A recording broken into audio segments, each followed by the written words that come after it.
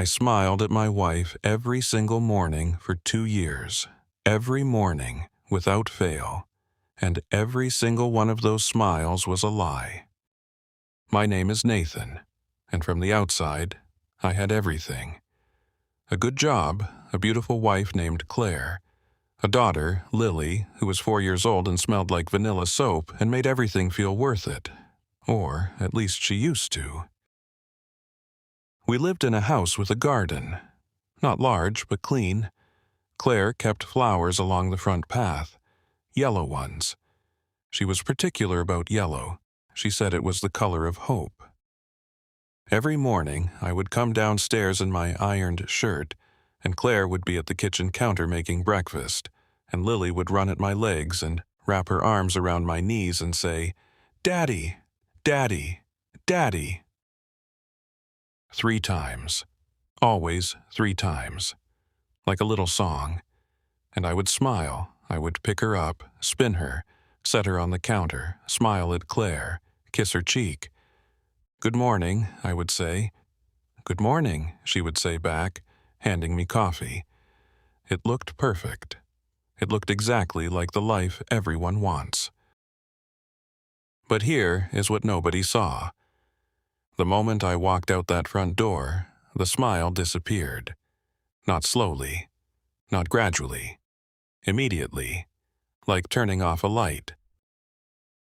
I would sit in my car in the driveway for 60 seconds every morning. Just sit there. Hands on the wheel, staring at nothing. Then I would start the engine and drive. I need to go back 2 years to explain how this started, because it didn't begin with a crash. It began with a crack, so small I almost missed it. I had been working at a logistics company for 9 years. 9 years of building something. Then the company was bought by a larger firm. New management came in. They kept most of the staff. They kept me too, but they gave my position, my actual title, and my team to a man named Greg, who had been there for 6 months. 6 months. And they gave me a different role. Smaller, less visible. A title that sounded similar but meant nothing. "It's not a demotion," my new manager said with a flat smile. "It's a restructuring." I nodded, I thanked him, I walked out, and I smiled at everyone I passed in the hallway. I didn't tell Claire. I told myself it was because I didn't want to worry her. She was pregnant with Lily at the time. She had enough on her mind. But honestly, I was ashamed. I had always been the capable one. The one with the plan. The one who handled things.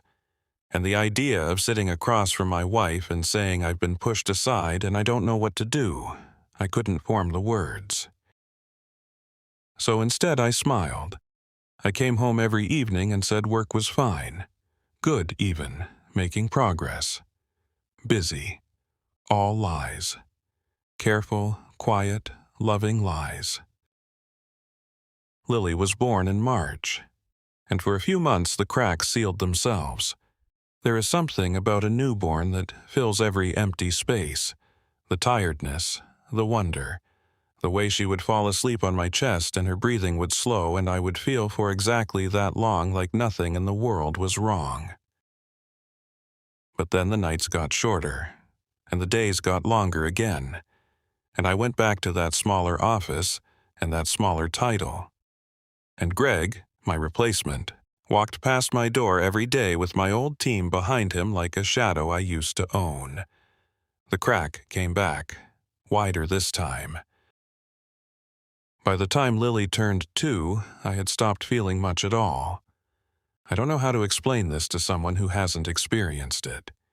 It wasn't sadness exactly. It was more like distance, like watching your own life through a window. Everything looked fine from outside.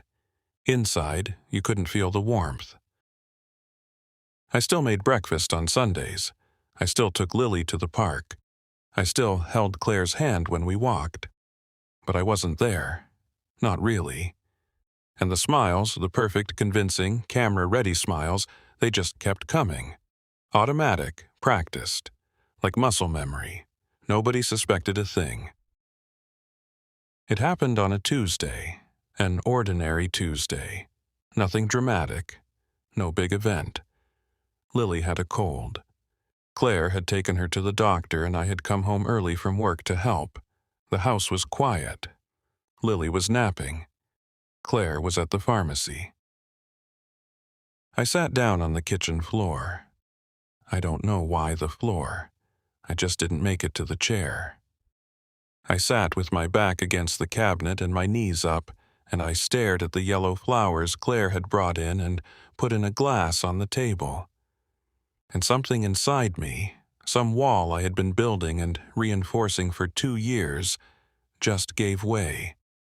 I didn't cry loudly. I didn't make a sound. I just sat there with tears running down my face and the most overwhelming feeling of, I am so tired. Not physically tired. Tired of pretending. Tired of the performance. Tired of producing smiles on demand like a machine that never gets to stop. I sat there for 20 minutes. Then I heard Claire's key in the door. I stood up, wiped my face, walked to the sink, ran the tap. By the time she came through the door, I was rinsing a glass. "How's Lily?" I asked. "Still sleeping. The doctor said it's just a cold." "Good," I said. I turned around. I smiled. But this time, something was different.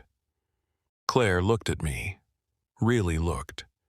The way she used to look at me in the early years, when she paid attention to every detail of my face. She put her bag down slowly. "Nathan," she said. What's wrong?" "Nothing. I'm fine." She was quiet for a moment. "Your eyes," she said. "They don't match your face." I felt something tighten in my chest. "Claire, I'm fine. I'm just tired."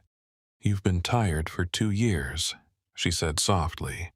Not accusing, not angry, just accurate. The room felt very small suddenly. "I'm fine," I said again. And she looked at me for one more long moment. Then she nodded, went to check on Lily. And I stood at the sink, staring at the running tap, and felt the most terrible loneliness I had ever felt in my life, standing in my own kitchen, in my own home, with my own family nearby, because she had seen it, and I had refused to let her in. 2 weeks later, Lily did something that changed everything. She was playing on the living room floor with her blocks. I was sitting on the sofa pretending to read. Claire was upstairs. Lily built a small tower. It fell.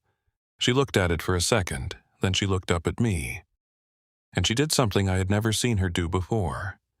She didn't laugh. She didn't try again immediately. She just looked at me with those serious 4-year-old eyes and said,